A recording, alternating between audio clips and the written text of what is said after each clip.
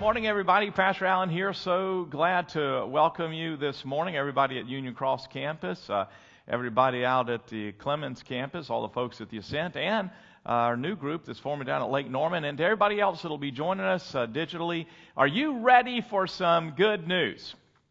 You are a farmer, and God has given you some seed, and He's given you a field, and here's the good news.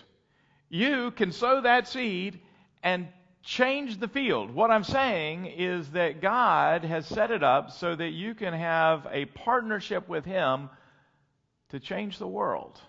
He could have done it very differently, but this is the way He has chosen to do it. And so we're going to talk today about the good news of sowing and reaping. We're in 2 Corinthians still, and we're at chapter 9 today, where Paul, who has great passion to take up a collection for the poor believers in Jerusalem, is given instructions about how we really are to give. And this is what he says in 2 Corinthians 9, verse 6. The point is this: whoever sows sparingly will also reap sparingly, and whoever sows bountifully will also reap bountifully. Each one must give as he's decided in his heart, not reluctantly or under compulsion, for God loves a cheerful giver. And God is able to make all grace abound to you, so that having all sufficiency in all things at all times, you may abound in every good work. As it is written, He has distributed freely, He has given to the poor, His righteousness endures forever. He who supplies seed to the sower and bread for food will supply and multiply your seed for sowing and increase the harvest of your righteousness. You will be enriched in every way to be generous in every way, which through us will produce thanksgiving to God. For the ministry of this service is not only supplying the needs of the saints, but is also overflowing in many thanksgivings to God by their approval of this service. They will glorify God because of your submission, flowing from your confession of the gospel of Christ and the generosity of your contribution for them and for all the others, while they long for you and pray for you because of the surpassing grace of God upon you. Thanks be to God for His inexpressible gift. One of my favorite stories, a little boy a week after Christmas is standing out the curb at the sidewalk playing with some of his new toys, and up pulls on the street right next to him at the stop sign, beautiful, brand new, bright, shiny red convertible. And there was a young man driving the car, and the little boy looked up at the man and said, "Wow, what a beautiful car." And the young man driving it said, "Yeah," he said, my big brother gave it to me for Christmas." And the little boy said, eyes grew wide, and he said, "Wow, I wish I..." And of course, the driver of the car knew what the little boy was going to say. He was going to say, "I wish I had a big brother like that." But instead, he was really, really taken aback when instead the little boy said, "Wow, I wish I could be a big brother like that." Yeah. I've got a big brother who's kind of like that, actually. My brother David, he's a big giver, and he blesses a lot of people, but he blessed me recently. And it happened like this. Kind of a sowing reaping story. I'd play golf. My mom had last fall she had moved into my neighborhood, and so she had just been moving in, and I didn't know if she'd gotten her trash cans out of the street, and so I went over in the golf cart to just check and make sure that her trash cans had been rolled out to the road. You know, just wanted to sow a seed of doing a little good deed, right? Just one little good deed from Mom, just looking out for her. And I pulled down into check, and sure enough, the trash cans, both the recycle and the trash can, are already out of the street. And by some fluke, I don't know how, but my golf clubs got caught onto the trash can as I'm pulling out. And I don't know how this could happen, but as I just pulling away, just went down there just to check on our trash cans, and I pulled away, and the driver and the 3-wood both snapped in half. If you don't play golf, you have no idea how much a driver and a 3-wood costs. I just went back home. I just walked in and just slumped in the house. And it's like, what's wrong? And I'm like, I just went down to just try to take my mother's trash cans out. And I came back having lost hundreds of dollars of golf clubs. And so I complained and grumbled to her for a while, and then I complained and grumbled to God, and I was like, yeah, God, I went down there to try to do something good, and instead, you snapped my golf clubs in half. What's the deal with this? You know how you can end up blaming God for this stuff like this? And so I'm kind of grousing around for this over the next week, like, what am I going to do about it? Well, I went back Golf Galaxy and happened to find a 3-wood in there that for some reason was usually be about a $150 club, and they had it in there for about $30. It was a used club, and I just got it. I liked it. And so, okay, well, I got that, but the driver's really expensive. And the next week, there was a little party, a little celebration that some people gave in honor of 20 years of ministry at Reynolda that I have been here for 20 years. And my brother came up, and he said, he stood up in this little party, and he said, I heard that you had some problems with your driver.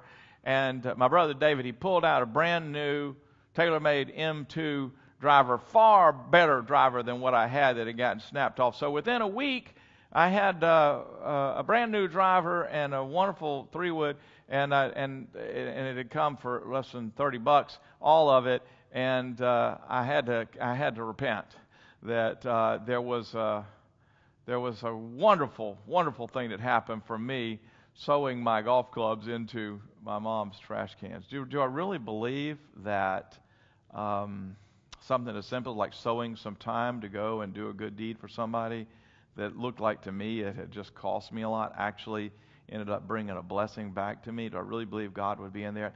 Absolutely. And I want to talk to you today about sowing and reaping and why it is such good news. The whole image that Paul uses here about Christian generosity of sowing and reaping. And I want to just first talk to you about just a couple basic principles about sowing and reaping, but then I want to give you 5 reasons why it is such good news if you really could get hold of this whole thing of sowing and reaping. But first, let's just talk about the principle of the seed just briefly here, just to lay the framework of this, because this is really what I want to focus in on. God designed the whole world to operate according to the principle of seed time and harvest. Genesis chapter 1, verse 11. And God said, let the earth sprout vegetation, plants yielding seed, and fruit trees bearing fruit, and which is their seed, each according to its kind on the earth. And it was so. The earth brought forth vegetation, plants yielding seed according to their own kinds, and trees bearing fruit, and which is their seed, each according to its kind. And God saw that it was good. And part of God's pledge to Noah after the flood, he said, while the earth remains, seed time and harvest, cold and heat, summer and winter, day and night, shall not cease. This is the way God designed his world. And what this means is that everything that has ever been reaped at some point was sown. That everything that is big and beautiful and fruitful began as a little seed. And honestly, it doesn't matter whether you're Christian or non-Christian. This is a principle that just is true, and it applies to every segment of life. And so when it comes to the matters of generosity and things of the Spirit, what Paul is saying here is that if you really want to understand who God is and how he's made you and how you can flourish and thrive and change this world, it all begins with this idea of sowing.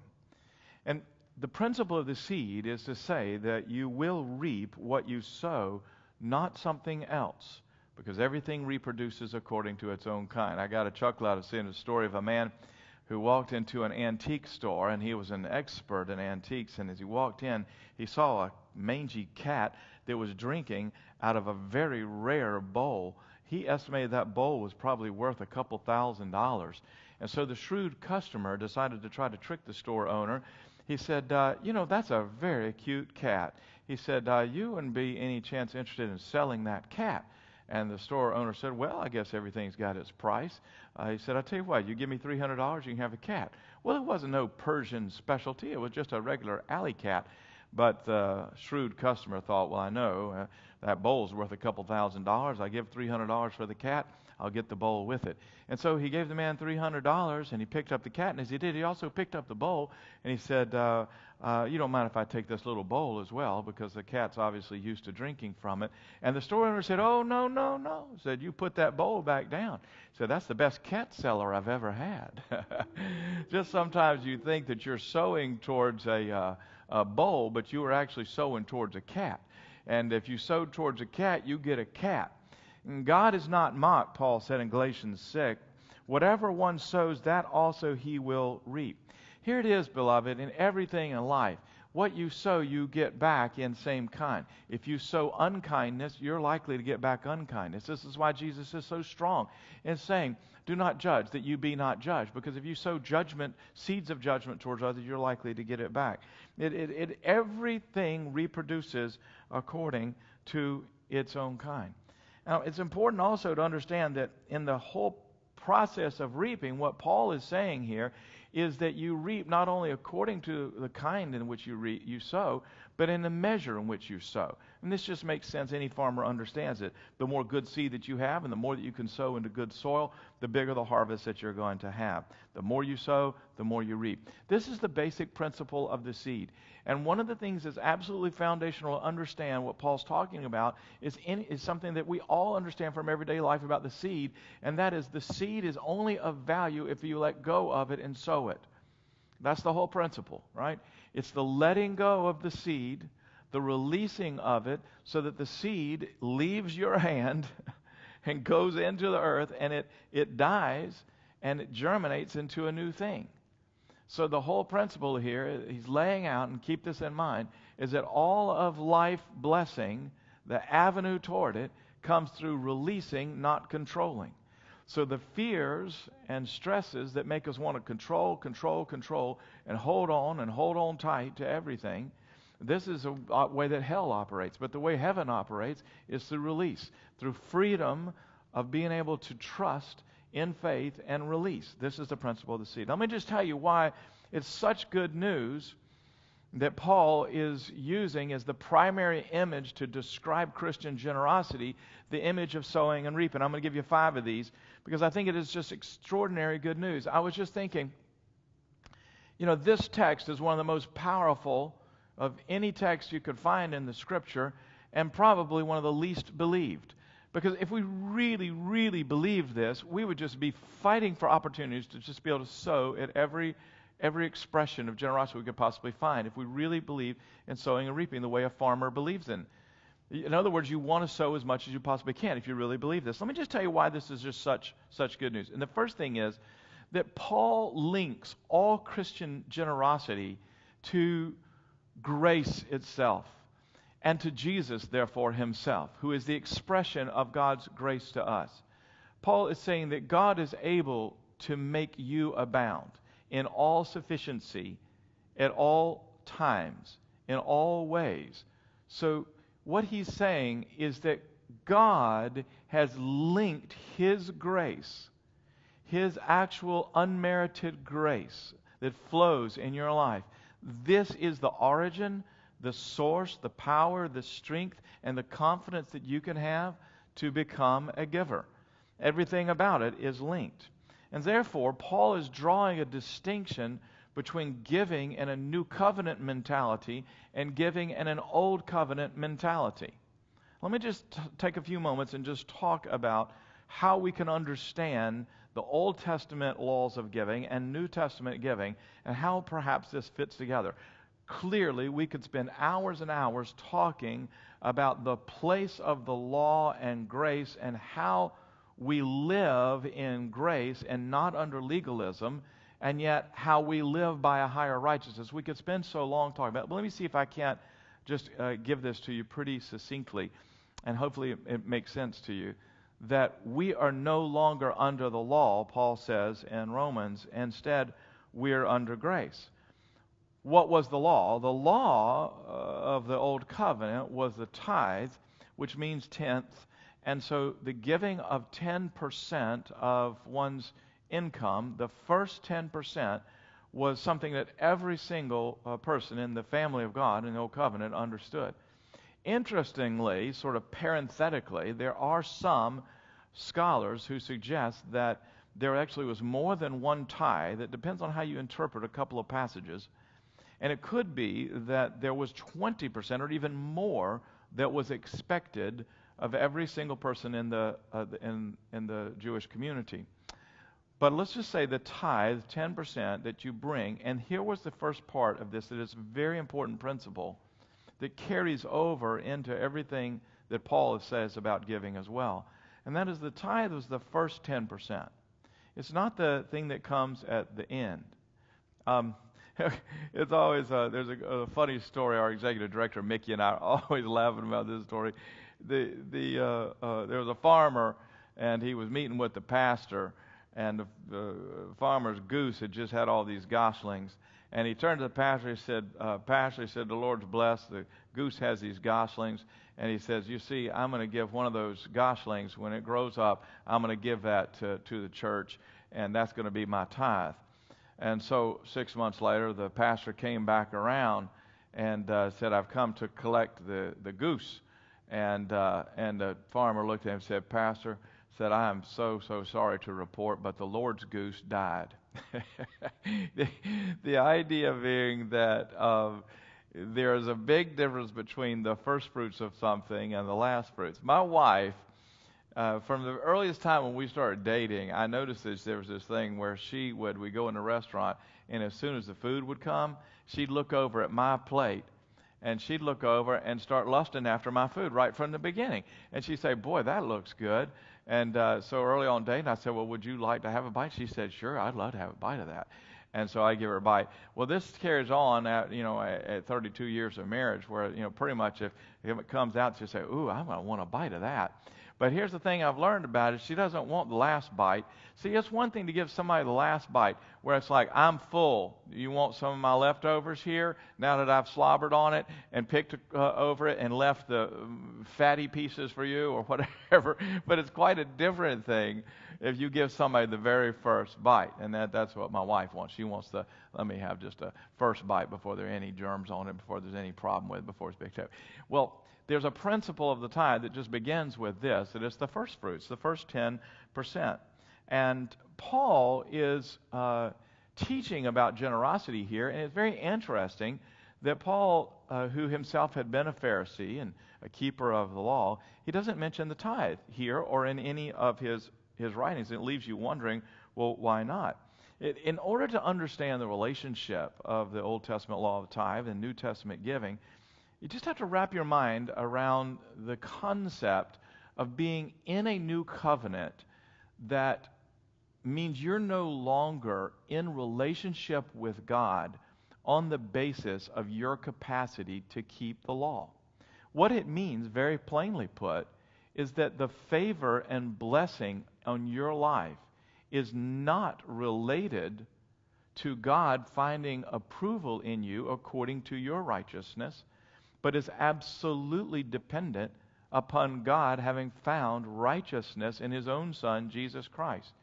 And when you accept Christ, what happens is that you are merited and reckoned as if you had the righteousness of Jesus. And so everything that makes the gospel so wonderful is that we, Paul says in Ephesians 1, are blessed with every spiritual blessing in Christ. But that doesn't mean, Paul says elsewhere, that because we're under grace that we continue sinning. He says it very succinctly in Romans chapter 6, verse 14. He says, for sin will have no dominion over you, since you are not under law, but under grace. What then? Are we to sin because we're not under law, but under grace? By no means. What he's saying is that it's an absolutely ridiculous thought to say that because we're under grace rather than law, because we're not under a system of law where we fear condemnation and we try to earn our standing with God because we're keeping the law, we're under grace, unmerited favor of God in Christ Jesus. But Paul says, would it be ridiculous to say that because we're under grace, we should just go on sinning? What does he mean by this? Well, just simply this, like, The Bible says, do not steal. Because you're under grace, it doesn't mean that therefore, now you should start stealing because it doesn't matter anymore. In fact, what Paul is articulating in Romans 5, 6, 7, and 8, as well as where he teaches and every epistle that he writes, in one way or another, he's saying what happens is that you have come into a new kind of life where there's a new principle operating in you, a law not that is condemning you, but of the Spirit of God himself who's inside of you and changes everything within you. Something has happened that's higher and better and greater and deeper than just merely following a law. Let me maybe think of it this way. Like in raising our kids, I didn't want our kids to steal. If they were little and one child took a toy from another child, would say, no, that's not yours, you need to give it back. So we start out by teaching basic moral principles and rules about not stealing.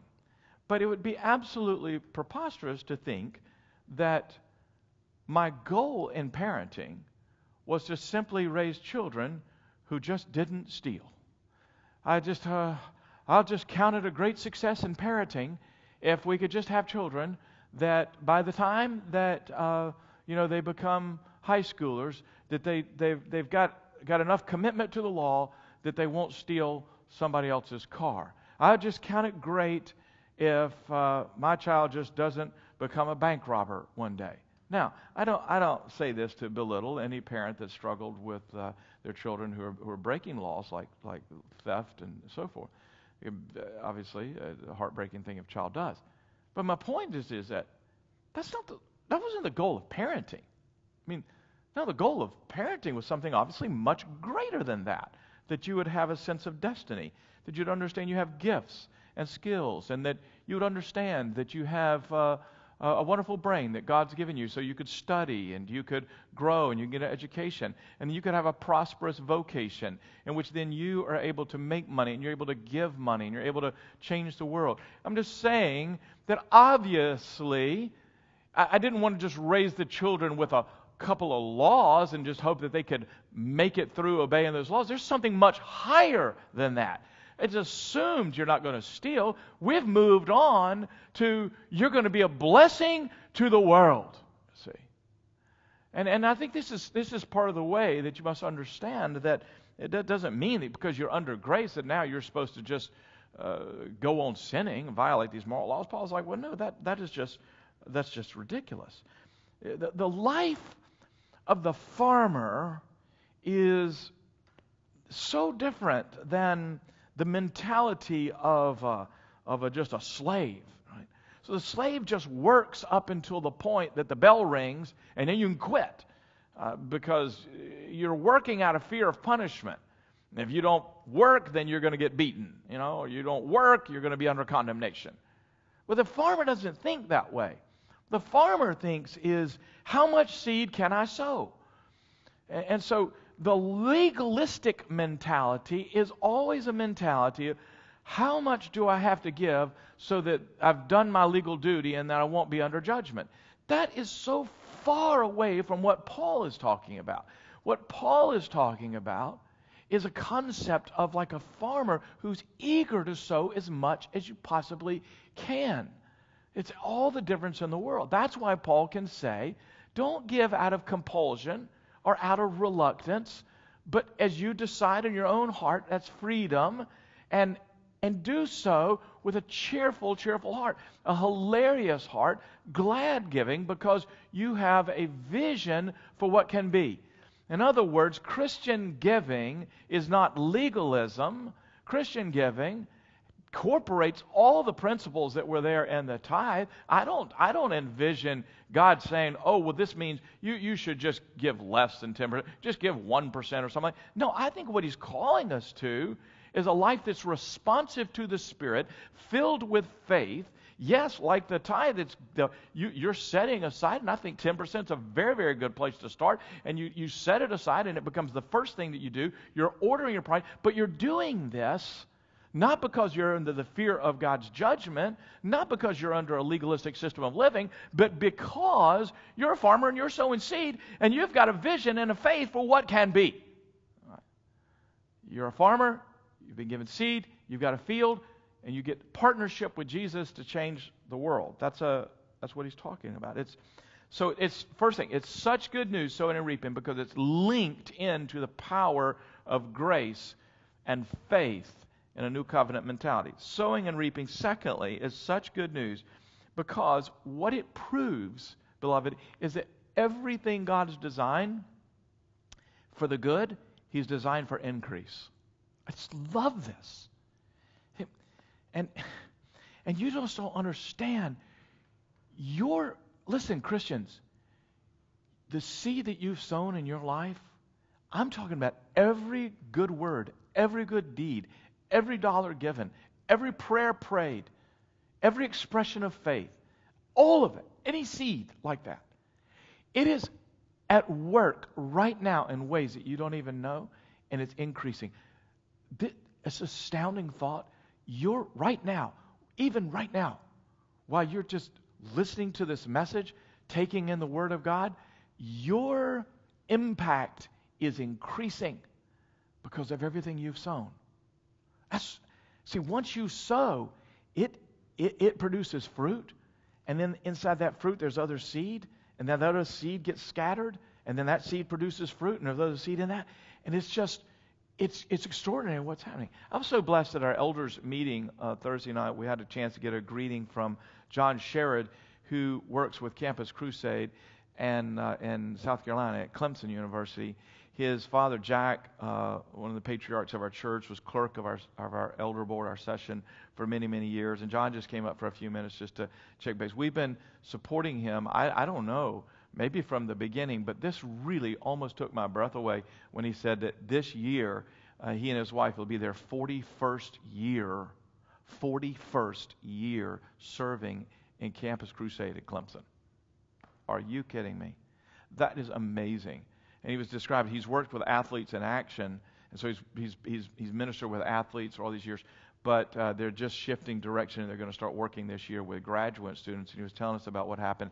But he stopped, and he looked at the elders, and he just said, "Thank you, Reynolda, because it was here at Reynolda through your ministry all those many years ago that I accepted Christ." And then he told us that two of his grown children are now in campus ministry as well. And he's very humble, but I was just sitting there, my mind was just spinning, thinking of all the people who've come to Christ, all the people who've grown, all the people who've been blessed through John's ministry of 41 years because Reynolda sowed one seed of sharing the gospel into his life. And we're just sitting around, and most of you, I'm telling you this story, you have no idea that Reynolda had ever been involved in that. You might not feel like you were involved in it, but you are involved in that. And every part of every seed that you sow that goes into someone else that then gets fruit, has more seed and more seed. I'm saying God designed everything for increase. Wow. Your impact is increasing, Christians. It's increasing, beloved. Here's the third piece of good news about this. It's such good news, this whole concept of sowing and reaping, because what it means is that something very, very small and seemingly insignificant can have huge, huge impact. Jesus uses the image of a mustard seed because it's the smallest known seed in his time. Have you ever seen when they're very, very small? You just blow it out of your hand.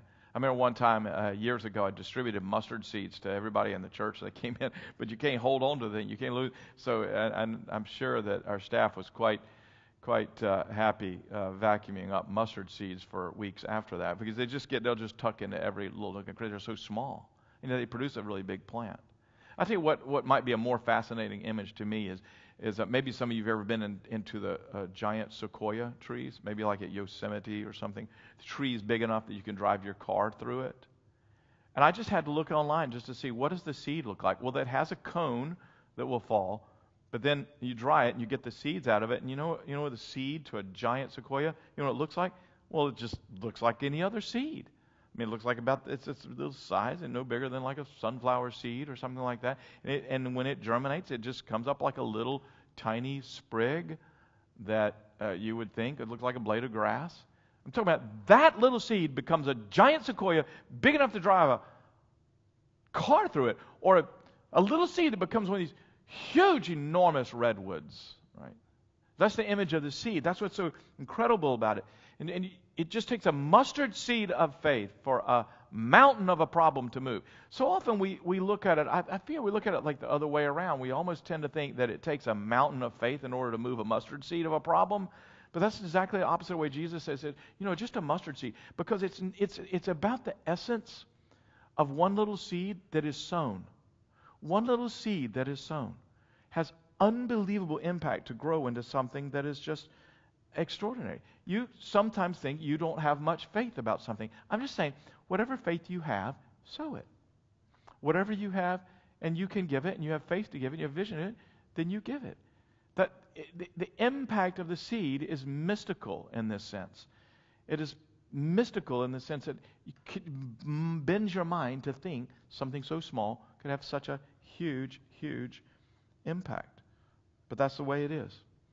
So it's good news. It's good news that everything about giving is linked up with the grace of God, that the whole image of sowing and reaping means that everything is designed for increase, and therefore, beloved, your increase is, your life impact is increasing even now. It is such good news because something so small can have such a huge, huge impact. And fourthly, sowing and reaping is such good news because it means that you and I are not consumed with the seed. It means that we become free from having to think about the seed all the time, because the seed is just a tool, just a means by which what we really want to see happen, the fruit, the growth, can take place.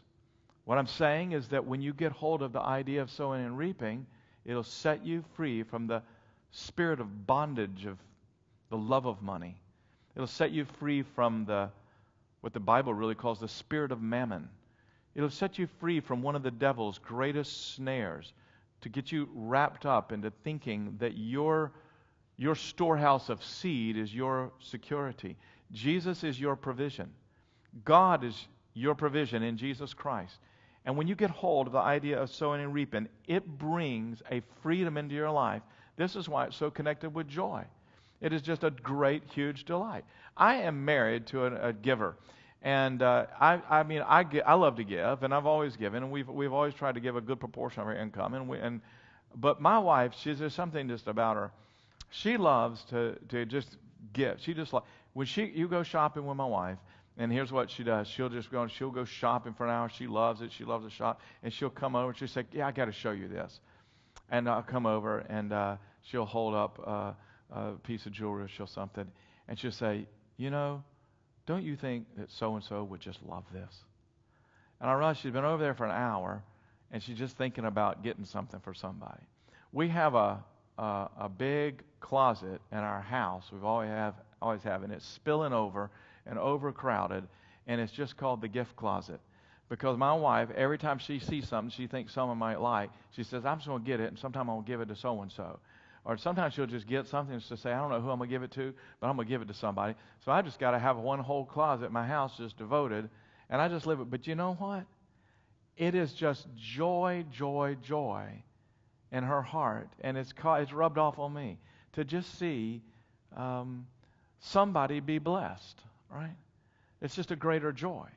Jesus just said it plainly and simply. It's more blessed to give than receive. Well, all this is part of what I'm saying. When you discover the principle of sowing and reaping, and you see your money as a seed, you see your thoughts as seeds, you see your acts, your good deeds as seeds, you see a kind word that you share with somebody as seed.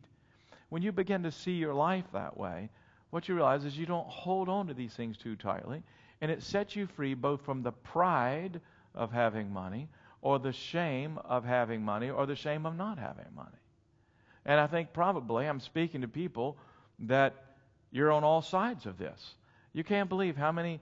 I've talked to rich people who are ashamed of their money. I've talked to poor people who are ashamed of not having money.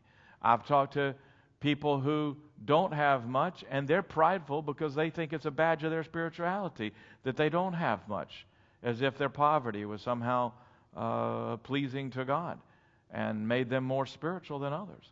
I've talked to, there are all these different ways. And what I'm saying is sowing and reaping just sets you free. Robert Morris, pastor in Texas, has written a book and told stories about how much he's been blessed by discovering generosity in his life. And I just was really identified with one section that he was talking about, where he was really talking about feeling guilty about having something, which is just another expression of being under a bondage with regard to money. And this has been a struggle that I've had in my own life. I think I've shared with you before. When I went to seminary, I was offered a full ride scholarship to go, and I turned it down. And it wasn't because I had somebody specifically in mind I was wanting to bless or whatever, but I don't know, I just had this guilt feeling, like, here I was, and I was going to be able to afford seminary. I'd be able to do it, and somebody else might need it worse than I did. And now I look back and I'm like, the stupidest thing I ever did. My kids, they're like, Dad, that was the stupidest thing anybody's ever done. My daughter, who's very snarky with me, she just said, Dad, do you realize you could have taken that money, you could have put it into a portfolio, been earning 7% a year for all these many years, and then you'd have more than enough money to send us to college, and you could buy me a horse. So this is the kind of thing I deal with. But anyway, I've had moments like that where, like, and Robert Morris, it was just such a funny story. He said he was struggled with his mentality of having something nice, but there's this really nice golf jacket that he wanted. He went and he called his wife. He said, this nice golf windbreaker or whatever, it's on sale. And he said, I'm going to get it. And she said, go ahead and get it, enjoy it. He said he put it on, he wore it directly to the golf course. And when we got to the golf course, he played horribly. And he just felt guilty about having it. He said, there it is. He said, I'm cursed. I shouldn't have gotten it. This is a luxury I shouldn't have. And now God's cursed my golf game. And so he took it back to the store. And after he took it back and got his money back, and he thought, well, I'll just give this money to somebody else. And then he just resented the fact that he had taken it back. And he's like, God, he said, why can't I have something nice? Other people have some nice golf jackets and stuff. Why is it I can't just get one nice golf jacket without you cursing my golf game? And anyway, he wrote this. After putting up with this nonsense for about 3 days, God eventually got my attention and spoke very clearly and said, quit blaming me for you not having that jacket. I didn't tell you to take that jacket back. Then, Morris writes, he said something I've never forgotten. The Lord said, son, I never speak to you through guilt or condemnation. And he also added, and by the way, don't blame me for your lousy golf game. You never needed any help from me to play so badly. I'm very identified with that. God doesn't lead us through guilt and condemnation. When you discover sowing and reaping, what I'm saying from this is that it removes you from the life of pride about money or shame about money. It takes that whole thing out of the picture because you're just a farmer and you've got seed and you're sowing it. And so you can become free. Remember, one of the very first things I said was that the principle of the seed is beautiful because what it's showing is that God has designed His world that blessing comes through release, not through control and holding something tight. It's what God did. He sowed His only begotten Son. He sent forth Jesus like a seed who became the first fruits of many sons. God gave. God sowed so that there would be salvation. And this is the way it comes in our life. And I'm just going to leave you with this. The fifth piece of good news about sowing and reaping is this. Seed time and harvest.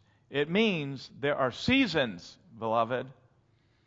It means there's a season in which you sow and nothing's growing yet. And guess what? The farmer doesn't walk around crying all day in the late stage of winter when nothing's growing, because the farmer knows that growing season is coming. You don't weep when you look down and all you got are tiny sprigs. You rejoice when you see the tiny sprigs because you know that greater growth is going to come. Beloved, if you're in a time and it seems like that life's impact and purpose and all seems like it's dormant, don't despair about that. Spring is coming. Spring is coming. The summer will be there. You go through times and seasons in your life where everything seems so productive. The fruit seems to be everywhere. And you go through other teams like, it seems like it's just dormant right now and nothing seems to be happening. Do not despair and do not despise the days of small beginnings, because that's the way God set everything up. Seed time and harvest. You, beloved, are a farmer, and you have been given seed, and you've been given a field, And here's the greatest news. God himself says he will be the provision. And as you sow, he knows how. And he is committed to provide seed to the sower. You get to be in partnership with Jesus himself to change the world. And that's the gospel.